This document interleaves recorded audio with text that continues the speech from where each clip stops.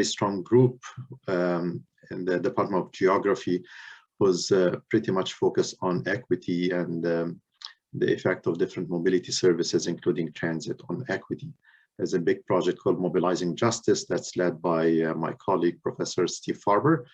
And we're going to listen to one presentation from his group today. So we're going to have three presentations on equity from different perspectives, and one presentation on the effect of COVID-19 on transit demand. So the first presentation will be co-presented by both Willem Klumpenhouwer and Diego da Silva, who both presented before. So as I mentioned before, they are both postdocs at TAL, involved in various projects and studies. Okay, take it away, Willem.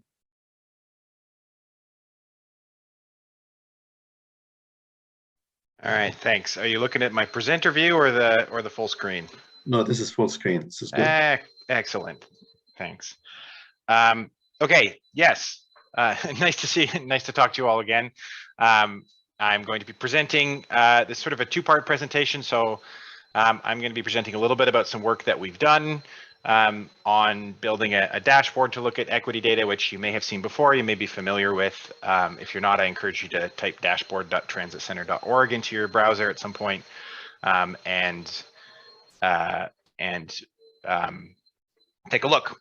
And then we're going to talk a little bit about some of the research that came out of that, some new research, and then I'm going to hand it over to Diego after, and he's going to walk through, you know, how we can explore even further some of this rich data that we were able to create. This is a project that we did in collaboration with Transit Center, which is a US-based transit advocacy group, with researchers from the University of Toronto, University of Toronto Scarborough, University of Texas at Austin, and University of Vermont, along with colleagues from Transit Center.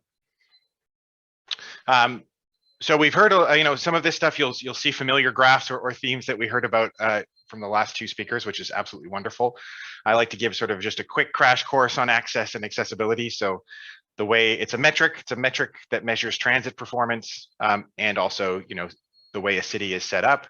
But it is in a way a measure of freedom to access opportunities. And so there's sort of two families of ways that you can measure this. One is cumulative. So you start with an origin point and then you add up all of the destinations you can reach in a certain time limit. So let's say 30 minutes by transit, you could reach these 5 blue boxes. And then the other way is to look at the closest destination, or say the third closest destination if you want a little bit more choice. So you can say, okay, where's the nearest grocery store or the third nearest grocery store? And depending on the type of metric, this or the type of destination, these two are better or worse to use, but they show up both of them show up on the dashboard. It's important to sort of note that access matters. We've touched on some of these themes already. I heard Brendan talk a little bit about suburbanization of poverty. There's, you know, some great research coming from Doctors Jeff Allen and Steve Farber from University of Toronto Scarborough from the geography group. Generally, you know, Canadian cities, and this is true in the US too, they're growing, incomes are polarizing. There's a risk of transport-related social exclusion. Transit accessibility can really help eliminate the differences in activity participation. So they can really help people actually go and do things and participate in society, especially in terms of being between car owning and non-car owning households. And that, you know, this inner suburban neighborhoods tend to respond the best to transit investments in terms of increased participation. So that's why it's important. I'm going to talk a little bit about this data set that we created as part of this dashboarding project, how you sort of assemble an access data set. You need a set of destinations. We used a variety of destinations, census data for locations, food stamp retailers, parks, for example, we got from OpenStreetMap. So there's a variety of open data sources that we were able to collect destinations from. You need to calculate travel times. You get strong travel time matrices. We use Open Trip Planner for transit travel times, and we did purchase some congested auto travel time data from here so that we could compare, again, transit and auto use as well. And so you build a travel time matrix. And then if there's another sort of set of barriers you want to impose, shall we say, in terms of reaching a destination, say cost or fares, you need an additional matrix for that. And we did look at fare structures and fare rules. So we built a calculator and a database in order to be able to estimate effectively a fare matrix between origins and destinations. And with that, you can calculate various accessibility metrics. And then with those accessibility metrics, you can look at who lives at the origins and look at how they're distributed among different population groups, as we saw with Eric, and get a sense of the equitable distributions of that. So we looked at 9 different destination types.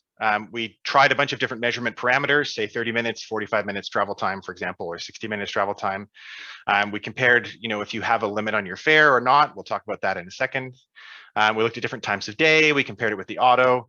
And then we did this for 7 regions, each which have 3,000 to 14,000 block groups, which is sort of the zone of analysis that we used. And we currently have 14 months of data, and this is something that is being updated continuously as well. And just to give you a sense of the complexity, so 124 million data points we've produced across all of these regions.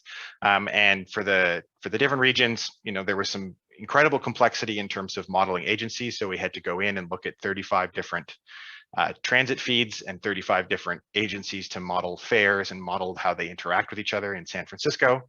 And then, New York City is a great example of an extremely large metropolitan area that required a huge amount of trips to consider for this data set. So then we had to visualize the data set. That's what the dashboard does. It takes this really rich data set and lets you interact with it in many different ways. So you're able to choose different geographical zones, different metrics. You're able to turn on and off comparisons to driving, and you're also able to look at how it changed over the course of the time of the pandemic. So we started this project right at the pandemic, and we want to see how things changed along the way. We can also produce these story maps. These are interactive on the dashboard. This is we just talked about Washington. This is an example of Washington. So again, these charts might be familiar. We effectively have that transit service intensity, which was similar to what Eric was talking about in terms of how many trips come by and how they break down between different groups, and then how that translates to access over time as well. And you can see in Washington, the gap between white access to jobs in 45 minutes and everybody else is consistent and kind of grows or shrinks depending on what service was cut. And there's other comparisons we can do as well. The other thing we measured was fare constrained access. So we looked at 2 different scenarios. We looked at taking a trip from point A to point B with the option to use premium transit, so more expensive commuter rail, for example, and how long that would take and how much it would cost. And then we removed all of the more premium routes from the network and reran the calculation to see if there were any sort of parallel slower routes that cost less, and to give a sense of both of the options. And then we imposed a limitation on how far or how much money you can spend, which is roughly double the standard fare in the region, to see the gap between how many jobs, for example, you can access if you have an unlimited fare budget versus how many jobs you can access if you have a fare budget. And we used a metric which we're calling fare disparity, which Diego will touch on a little bit more as well, which simply is the ratio of how many jobs or the opportunities you can reach with a limitation on fare versus unlimited. And then we do 1 minus, so a higher number is higher disparity and is worse. And so here you can see a comparison between different population groups of what you can reach with and without a fare budget. And we'll see some more maps, but just as an example, this is a map of how that disparity looks. So darker is higher differences between fare and non-fare budget groups. And you can see in New York, there's actually fairly interesting borough-related differences. So Brooklyn and Queens is sort of the strongest one in this picture, but certainly New Jersey as well.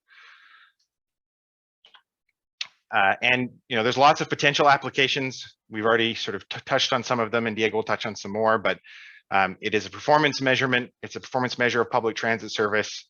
It does a great job of tying land use and the transit network together. When you start incorporating fares, you can start to look at the structure of how, like, fare structures, fare integration, free transfers, those kinds of things, and learn how that might affect, what people can reach with a certain fare budget.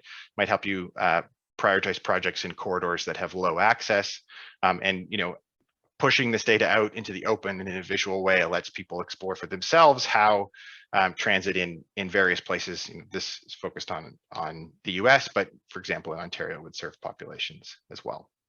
So I'll stop there, and I'll stop sharing my screen, and I'll give Diego a chance. Hopefully he's around to talk a little bit more of more ways that we're digging into this, what is turning out to be an extremely fruitful and rich data set. Okay, can you hear me? Yep, I can hear you. Okay. Share my screen.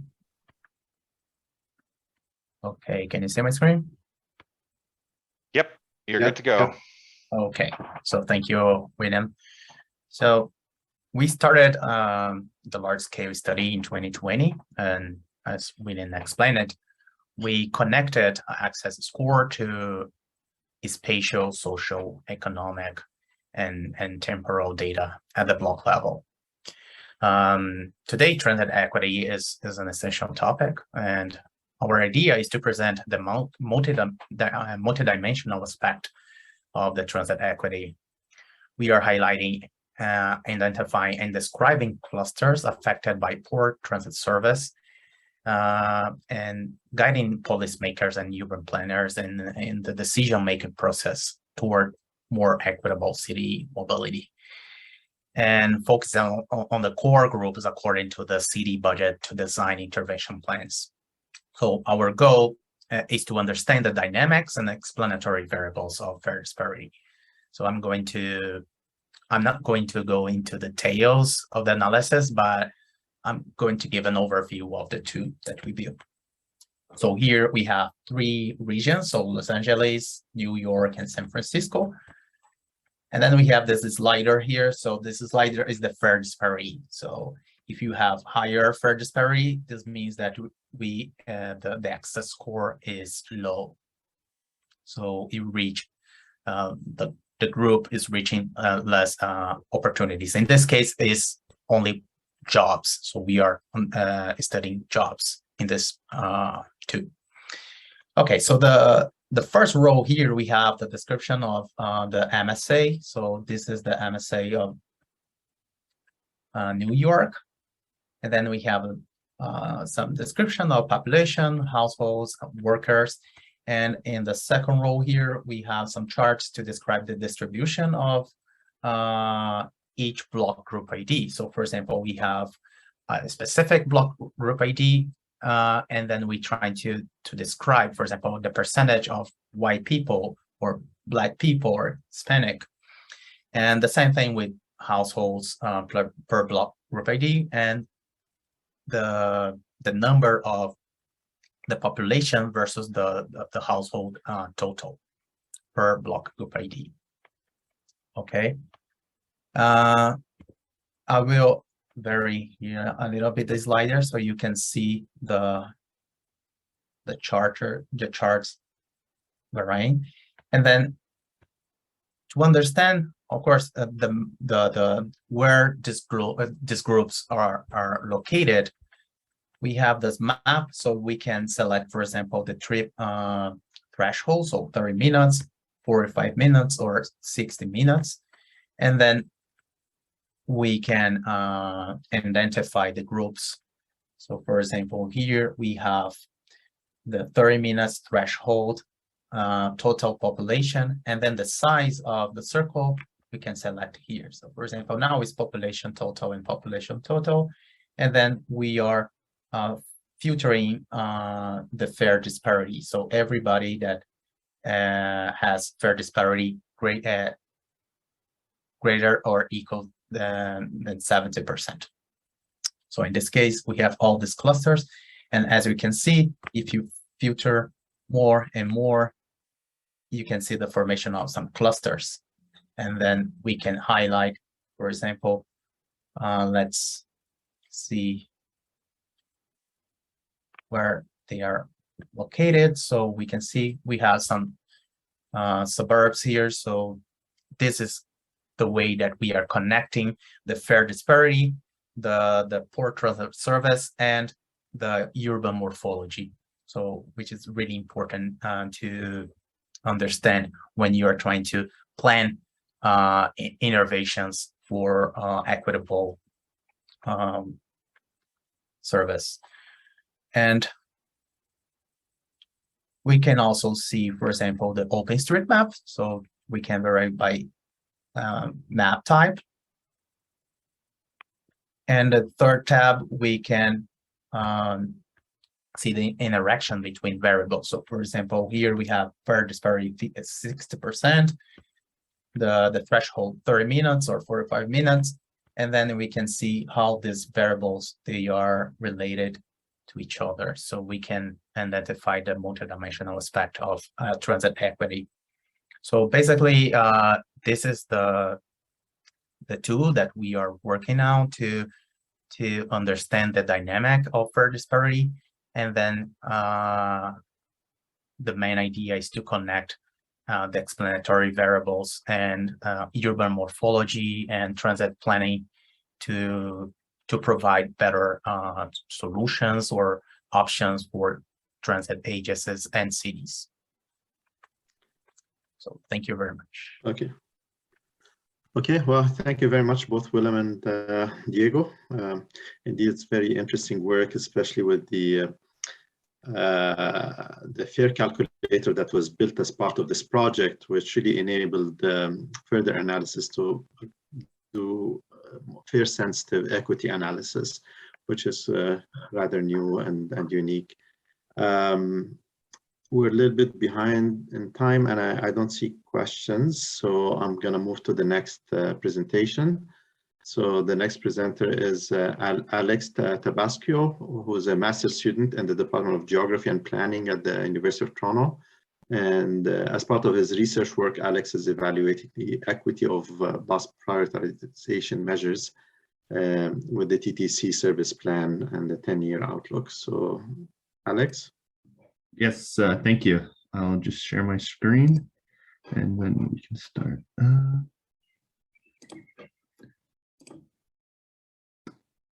Okay, everyone, can everyone see my my screen? Yes, we can.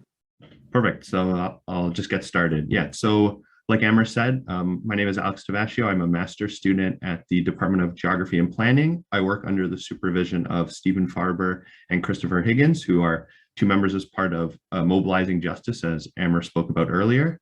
And today I'll be giving sort of an overview of my thesis research that I've been working on over the past 2 years, which is an equity evaluation of bus prioritization measures within the TTC's 5-year service plan and 10-year outlook.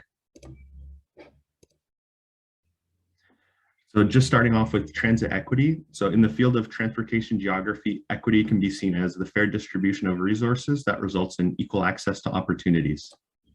The provision of equity can occur in two main ways. Horizontal equity shows that all groups receive the same amount of benefit and bear the same amount of cost of transportation, while vertical equity provides more significant resources to segments of the population in greater need due to social class or income. In our research, we identify equity-seeking riders as individuals that suffer from transport and social disadvantage due to factors such as, but not limited to, race, sex, age, income, citizenship, physical ability, and car ownership. This notion of vertical equity is being applied as part of the TTC's 5-year service plan and 10-year outlook, where a new equity service policy is being applied using a passenger weight of 1.25 riders per person within Toronto's priority neighborhoods, known as neighborhood improvement areas. So for example, 4 people boarding a bus in a priority neighborhood would result in a weighted count of 5 riders. This approach will affect performance targets defined as boardings per revenue service hours for routes servicing these communities, with the goal of providing better service to low socioeconomic neighborhoods by either sustaining underperforming routes or providing new services that would not previously meet the service standards. While the TTC should be commended for the inclusion of vertical equity and bus prioritization in its proposed policy, as well as using NIAs in conjunction with the City of Toronto's policy guidance, there are initial data limitations based on this method that should be addressed.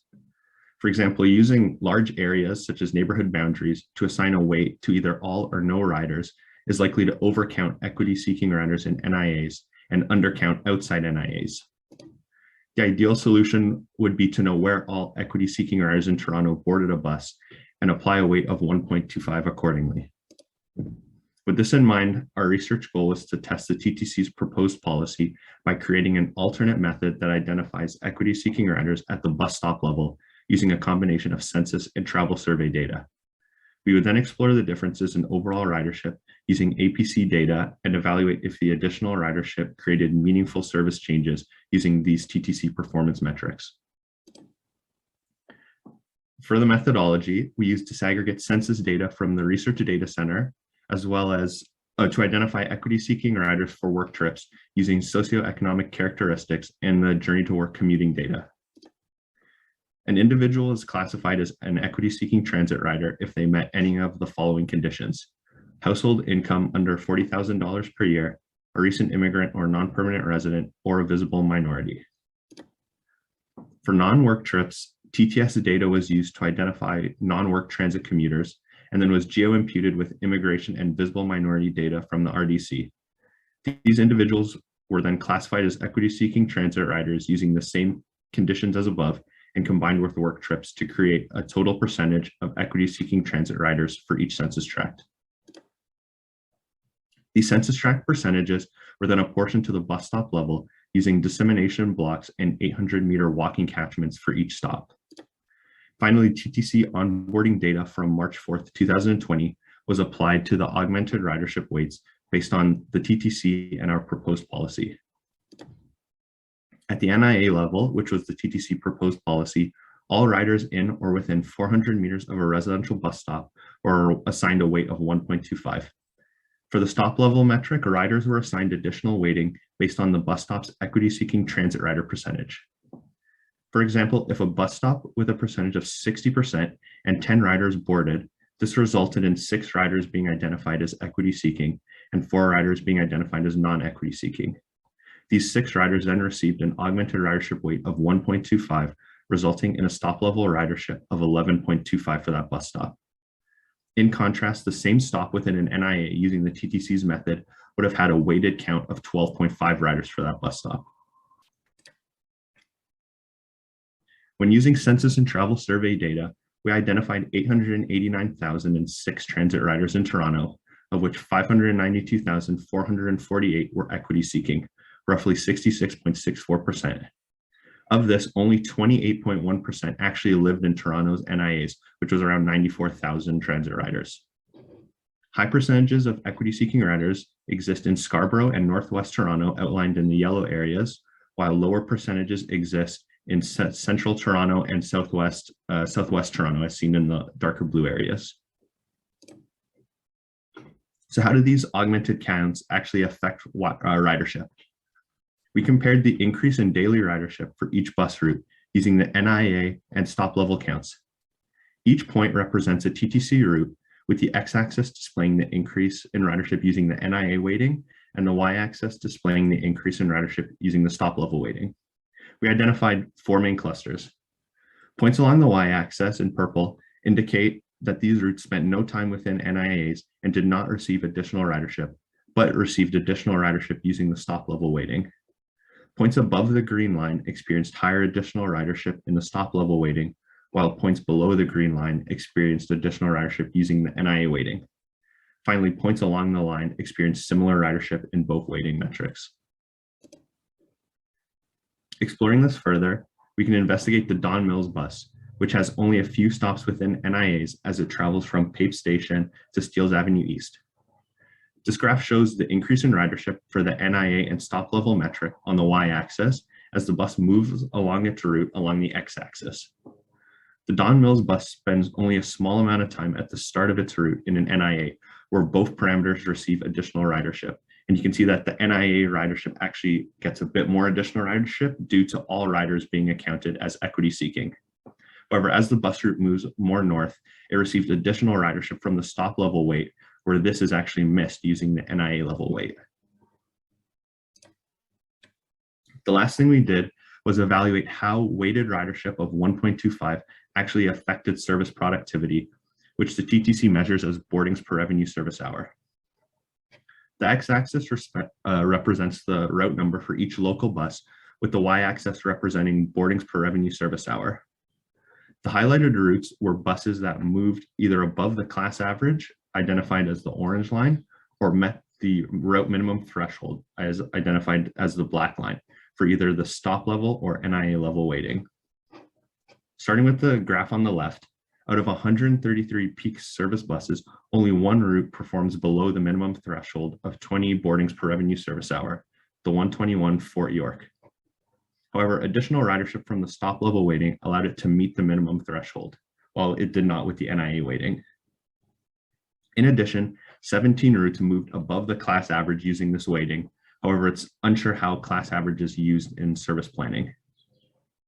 Moving to the graph on the right for non-peak service, again, only one bus, the 176 Mimico, actually performs below the minimum threshold of 10 boardings per revenue service hour.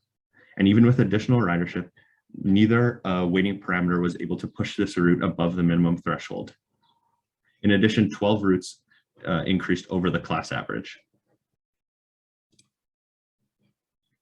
In summary, a data fusion approach consisting of census and travel survey data to identify equity-seeking riders throughout Toronto found that a large percentage of TTC riders are equity-seeking. However, only a small portion actually exist within NIAs, leaving many in central and northern Scarborough not being captured. Bus routes serving equity-seeking communities outside NIAs were being significantly underweighted, and the inclusion of all ridership in NIAs being defined as equity-seeking also led to overcounting in these areas as well. Finally, when analyzing the route level totals against TTC performance measures, we determined that the proposed policy had little impact on sustaining underperforming routes because so many routes were actually meeting the minimum thresholds. However, we were unable to see how new routes being proposed would be affected.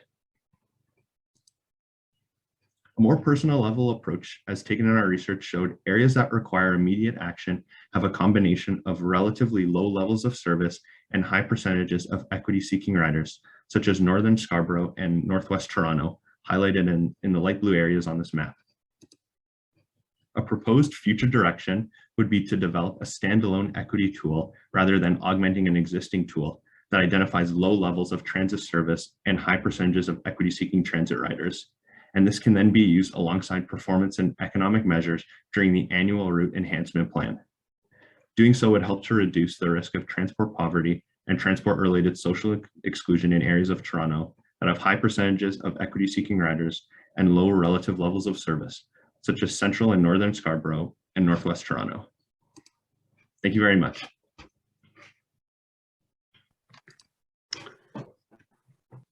Thank you so much, Alex.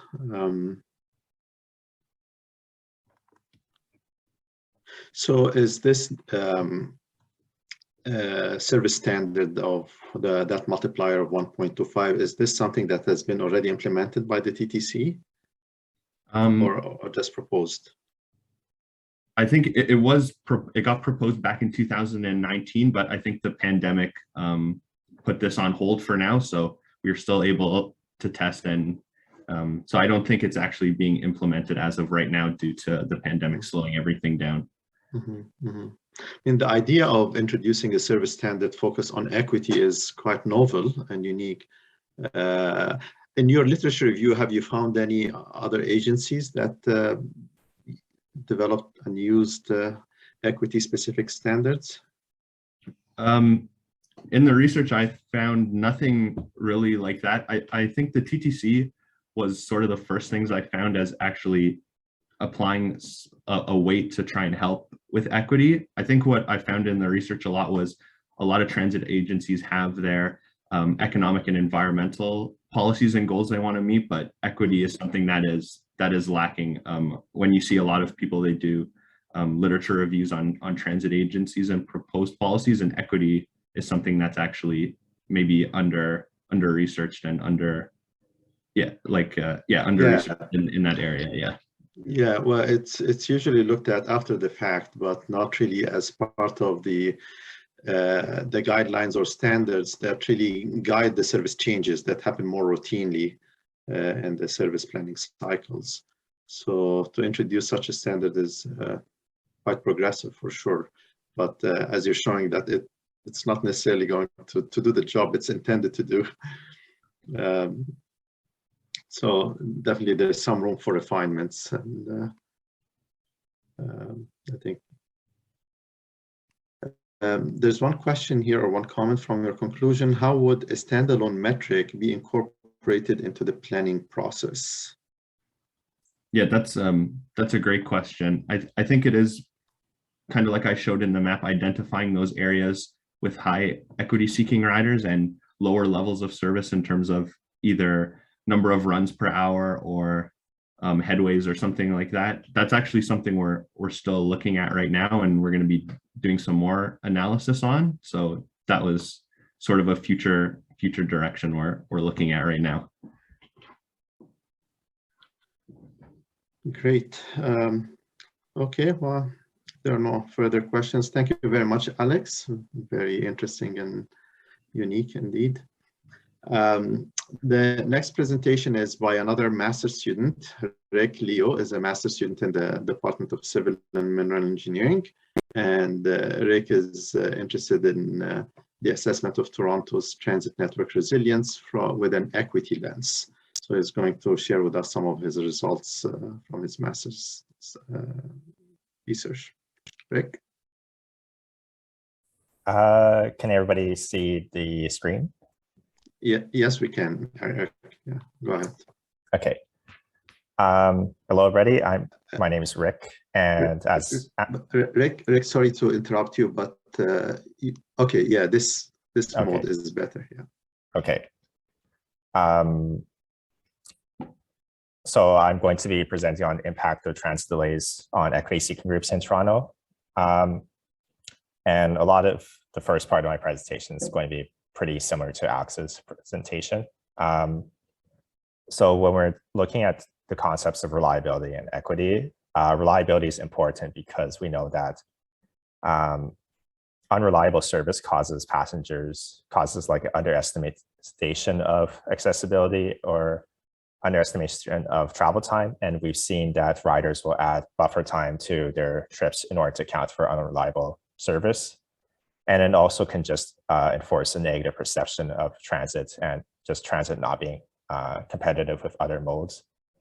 And equity is also important because we as a society want everybody to access all opportunities. And equity-seeking groups in particular, they have existing barriers in their location or just lack of other viable modes in their travel. So equity is important in order for them to travel to access all opportunities such as jobs or essential services.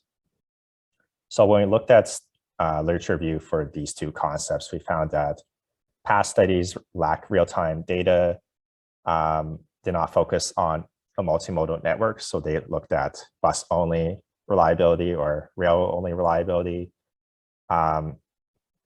With the technique that we're going to explore, some studies did not incorporate headways or frequency, and there wasn't really a lot of interplay between reliability and equity. There were a few studies, but there weren't a lot. So this led us to create a project that allows us to analyze a multimodal network for reliability, respects headways and frequency in our pathfinding model, and disaggregates by group. So we want to know what reliability or disruptions, how does it affect different equity-seeking groups in Toronto, and also how do their trip patterns affect the metrics or the reliability analysis. So our general steps of our methodology is to determine trip patterns of different equity-seeking groups in Toronto, collecting and processing, cleaning the real-time data. We're going to be using graph theory or network theory. So we're building 115 different graphs. Each of them represents 5 periods within a 23-day span in the winter of 2019. So the 5 periods are early morning, morning rush hour, midday, afternoon rush hour, and evening. Using our graphs, we're going to calculate travel times for all origin destination pairs for each of the 115 period date combinations. And then those travel times will feed into our metric that we're using to analyze travel reliability and disruptions. So we did not have access to disaggregate data, but we did do a bit of combining the TTS and publicly available census dissemination area data in order to determine what the trip patterns of different equity-seeking groups. So we know the TTS directly collects income status and vehicle ownership data, but it doesn't collect any other demographic data, which is why we needed to combine census and TTS. And we can see that especially for Black and low-income riders, that they make a lot of trips in the morning in all periods, but these two simplified heat maps shows the morning and afternoon rush hours. They make a lot of trips from suburb to suburb and less trips going to the downtown Toronto compared to the general population and carless households whose trips are concentrated in downtown Toronto and the inner city. For our data sources, we collected real-time data from two sources. So there was scraped next train arrival data, and this was collected and cleaned by a group called Civic Tech Toronto. And the data is just basically the arrival times that you see on subway screens at the station. We also collected scraped NextBus API data, and this was also given to us by a company called Transy. So just the arrival times of different bus routes for all trips and vehicles in the TTC. So for pathfinding, a lot of studies in the past, they use a graph model, and a traditional graph model will look like the figure on the left. And to calculate travel times, you would just add the cost of each edge to go from one node or bus stop to another node or bus stop. But this doesn't really account for the headway dynamics or frequency dynamics or service variation by time of day. We know that not all trips are possible by at every minute, and that headways can definitely change by the departure time. So we're using a new type of graph, or a graph that's been gaining popularity in the transit world in recent years, called a time expanded graph. So these two graphs show the same network, except the one on the right is more complex. It shows stops at a particular moment of time and any trips that exist between those stops. So you might be able to notice that, like on the red line, there's a kind of a 30-minute headway, which would not be possible with the non-expanded graph. And this allows us to accurately model transfers and wait time and add that to our total travel time. So we can create a more realistic travel time that matches what riders experience in 2019.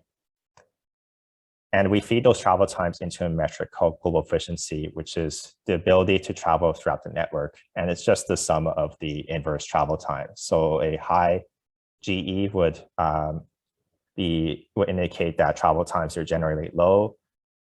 And then we can add a population weight, which weights each of the origin destination pairs by the number of trips made between those two pairs. And that's gathered from our from our data fusion exercise earlier. And we're comparing the global efficiency for each of the dates and periods to the baseline. And we chose the November 14th GTFS static feed as our baseline.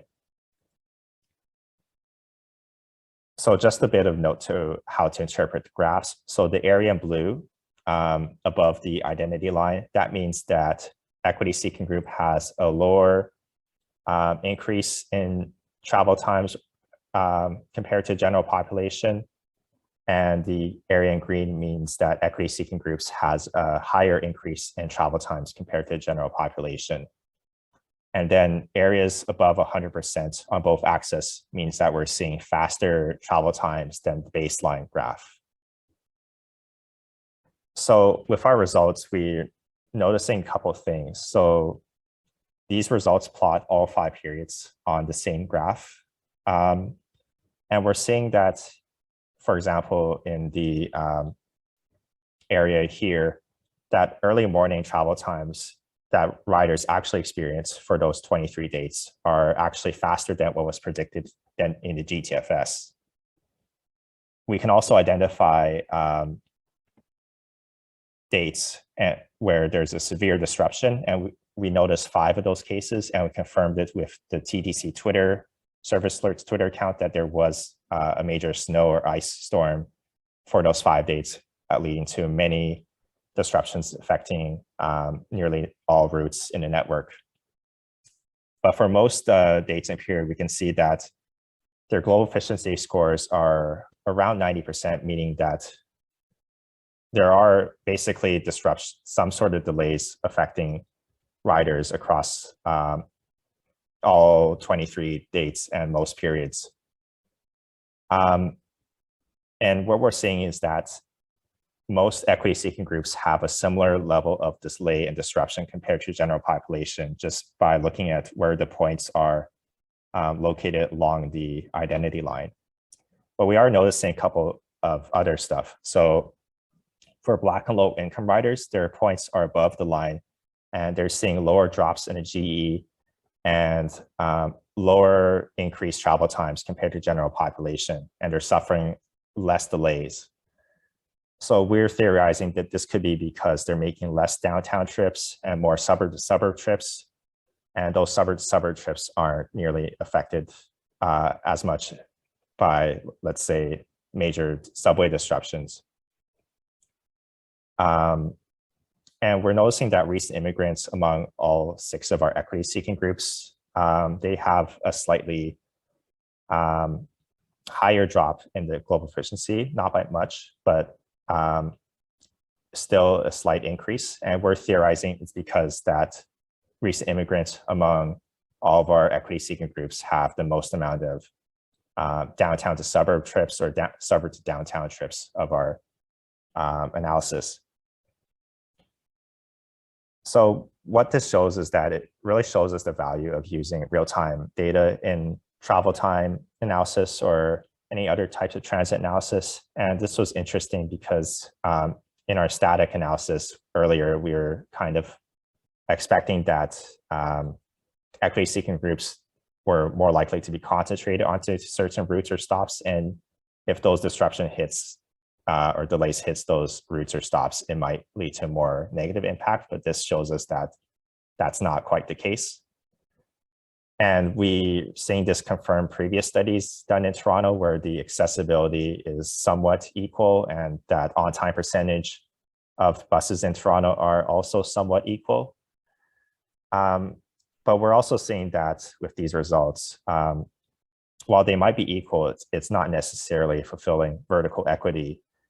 And we know that equity-seeking riders, they have a higher consequence for being late or because they might have lower job security or they might be shift workers.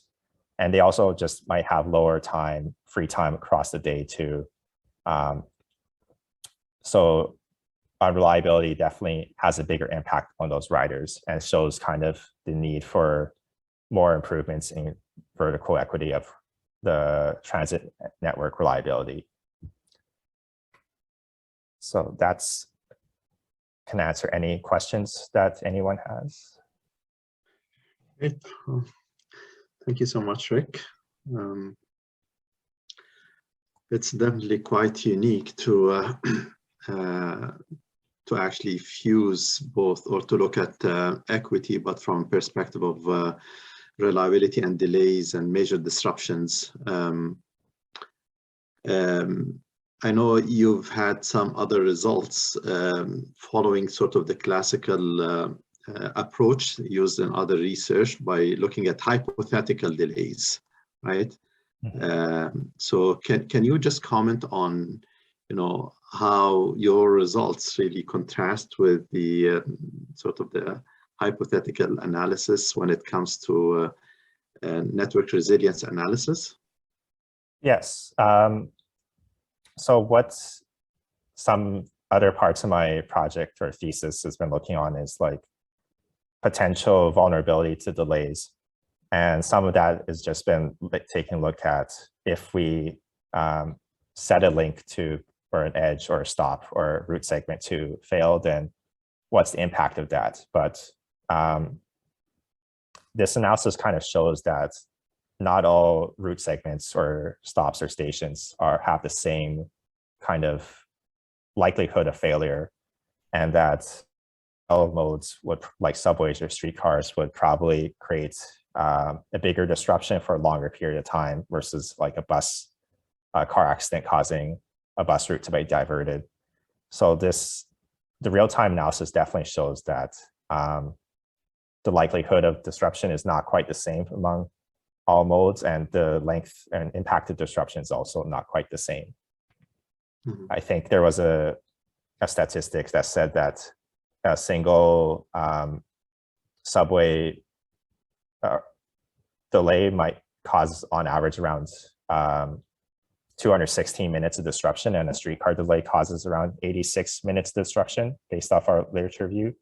Mm-hmm. So that kind of shows the differences in the modes between for what types of impacts that disruptions can cause. Mm-hmm. Okay, good. Okay, well, thank you very much, Rick. We have one last presentation by MD Mashrur, who's a PhD candidate in the Department of Civil and Mineral Engineering, working with Professor Kankar Noor Habib.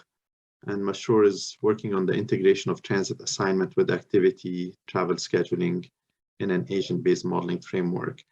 But today, I think Mashrur is going to talk about some work they did to look into the impact of COVID-19 on transit demand and travel behavior. Mashrur? Thank you, Professor. Let me share my screen.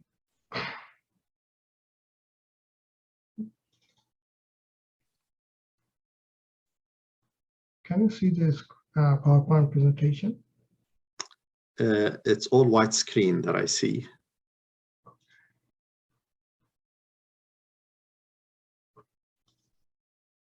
Can you see the presentation now? Yeah, we can see the presentation, but it's not in presentation mode. We see your notes, Windows. Yeah, that's good. Okay. Okay. Hi, everyone.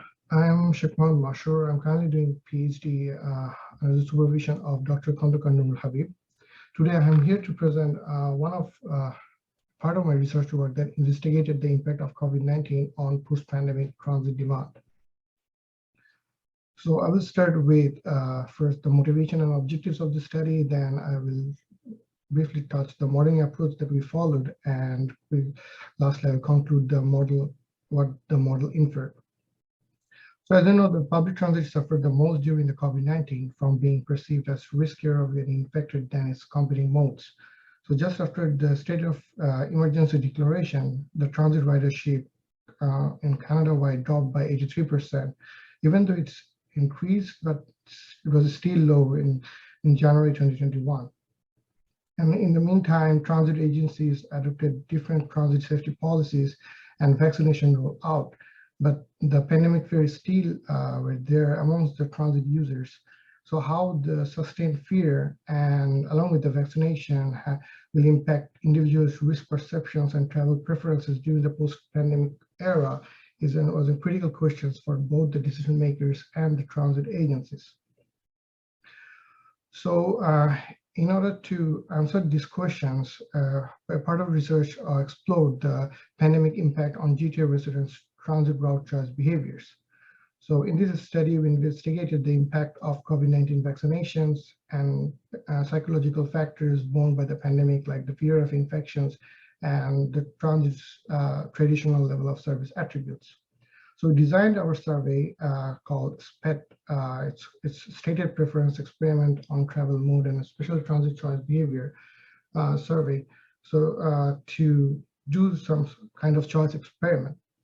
It was administered late summer in 2021 amongst the residents of Greater Toronto area. And in that survey, in addition to collecting the socioeconomic characteristics of the respondents, we also conducted some of the choice experiment. So in this choice experiment was done on those respondents who used transit at least once in a month. So each respondents were given with 6 choice tasks. So each choice task is present hypothetical scenario. In each scenario, there were 2 routes from where the respondents has to choose from. So the scenarios were characterized by their vaccination status, whether there is a mask mandates on that by the transit agencies, what was the trip purpose, and the transit route characteristics. So the key characteristics regarding transit route were the level of crowding and the different travel time components. And after getting the data set, we tried to model the behavior using a random utility maximization based hybrid discrete choice model. And we used mixed logit and the latent class model. This model are mainly used if you want to capture heterogeneous preference amongst the perceptions towards the attributes. Also, we tried to see the effect of latent attitudes that cannot be captured directly, or like the fear of infections and the public transit user satisfaction. So that's why we tried to use the hybrid choice model. So for the hybrid choice model, we first had to identify the latent attitudes, which are called latent constructs, by relating to them to certain observed indicators. Then we try to build a relationship between socioeconomic characteristics of the respondents so that we have an validated latent constructs to study. And it's called the mimic model. So from the mimic model, we could estimate the latent constructs for further analysis. So in the second stage is the discrete choice model, where it's random utility maximization based, which is that the assumption is that one will choose the route that will give them the highest utility. And the utility function was specified so that it can capture the disutility due to the travel time, and if subway-oriented routes gives more utility, on also how the onboarding crowding perceptions amongst the transit users. And we also had to do another class assignment model for the latent class model, where the respondents were segregated to certain class based on their socioeconomic characteristics. So we can capture these classes diverse perceptions towards the route choice attributes. So here are some of the results, the mimic model estimates. So you can see that those who are male and work out of home has less pandemic fear. And the male and for the adherence to protective measures, we see that those who are male has vehicle per household, more vehicles in the household, were less inclined to follow the protective measures undertaken by the government or the policies. And also we see that those who have more pandemic fear will tend to be more adhered to the protective measures. So having this mimic model established, we estimated these 3 latent constructs for further incorporation in the discrete choice model. And as I said earlier, we had 2 hybrid choice models. One was mixed logit and one was latent class. So from the mixed logit, we saw that there was heterogeneous sensitivities to the travel time components and the onboard crowding. And also we see that individuals who were not fully vaccinated and had pandemic fear perceived more crowding discomfort. So the negative sign means that it incurred disutility, and the positive signs refer to utility gain. And for the latent class model, we found 2 distinct classes. One is class A and one is class B. So class B constituted of those who were younger respondent, were satisfied with transit operations during the pandemic, and those individuals who has lower compliance with the health and safety measures. So we termed these classes satisfied and COVID indifferent transit users. So from the latent class model, we see that the COVID-wary transit users were more sensitive to out-of-vehicle travel time, onboard crowding, and their vaccination status. So as you can see in the crowding perceptions, the COVID-wary transit users has more negative perceptions toward crowding than the class B users who were mostly satisfied transit users. So from these models, we try to capture how they perceive out-of-vehicle travel time compared to in-vehicle travel time. We see there's 1.44 to 1.75 times. And we also saw that the COVID-wary transit users were perceiving 2 to 2.5 times more negative perceptions of out-of-vehicle travel time compared to other groups. Then we further tried to capture the crowding discomfort through estimating it as an in-vehicle travel time multiplier. So we saw that the average post-pandemic crowding multiplier varied from 1.36 to 2.61% at the highest crowding level. What it refers is that one will perceive 36% more disability of the in-vehicle travel time in case of highest crowding level. So to demonstrate the results from the mixed logic, we see that this line shows this graph. The x-axis shows the crowding density. So with more crowding density, the crowding discomfort increases. So the solid line shows the crowding discomfort for bus and for subway, and the dashed line is for the bus. So this line refers to the vaccination for those who are not fully vaccinated. And the red line shows the crowding discomfort for those who have pandemic fear. And the light red line shows that the post-pandemic crowding discomfort. So it's clearly seen that the vaccination and the reduced fear of infection will improve the crowding perceptions post the pandemic. And we also saw that the subway riders perceive more crowding discomfort than the bus and streetcar passengers. And for the latent class model, we saw that the COVID-wary users were perceived higher crowding discomfort than the other group, and vaccination will have the similar impact to these groups also, right, by reducing their crowding discomfort by having fully vaccination or the mass vaccination roll out. And so the studies endorse that the significant preference heterogeneity towards transit routes, temporal and onboard crowding attributes, and the higher sensitivity to out-of-vehicle travel time were also observed. And we see that those who were more worrisome about the COVID infections were more susceptible to out-of-vehicle travel time than those who are not. And as for the crowding discomfort, we see that vaccination and diminishing pandemic concerns play a vital role in improving transit users' crowding perceptions post the pandemic. And also we see that transit vehicle type has an influence on their route choices, but we saw that minimal and no effect on crowding perceptions for COVID in different transit users as opposed to COVID-wary passengers. So these are the findings that we have from this study, and we're still studying on how the post-pandemic behavior will be for the transit users so that the decision makers and the transit agencies can plan accordingly.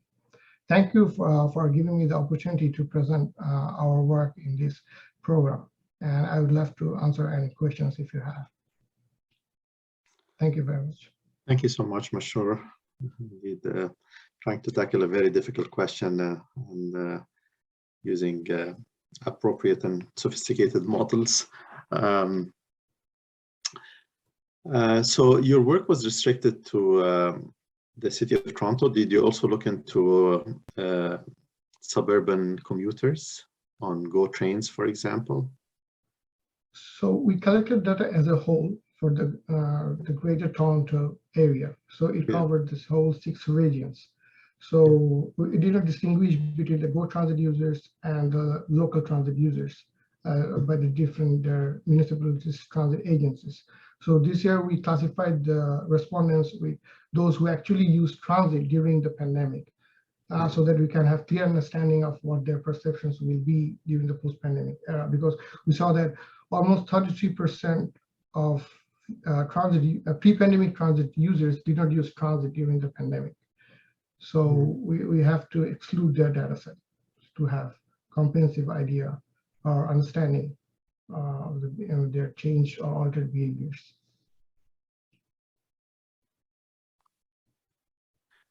And probably like you did the survey in 2021, right? Yes. Yeah.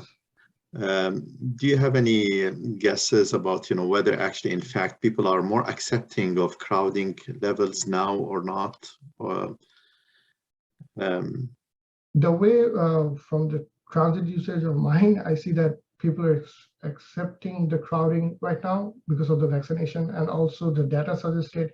And also we're planning to do another cycle of the survey in later fall, so that we have data-driven understanding of if people are coming back to transit or not. I think we can have concrete results to support that hypothesis that people are getting back to transits. Okay, one question. What do you suggest to transit agencies from planning perspective based on your outcome? So right now, the understanding is that the people will return to transit after the vaccination or the post-pandemic. So, and another findings we found that for the subway, we see that the crowding discomfort is higher. So more emphasis, I think that more emphasis would be given on the subway planning, so that the crowding can be dispersed through the fleet size or their subway runs in their schedules. So frequent subway, at least during the peak hours, might disperse the crowding over the more transit vehicles that might attract more users to use subway. So that's what we found and we saw in terms of the impact of transit vehicles in crowding management. Good. Any other questions? Okay, well, thank you so much, Mashrur.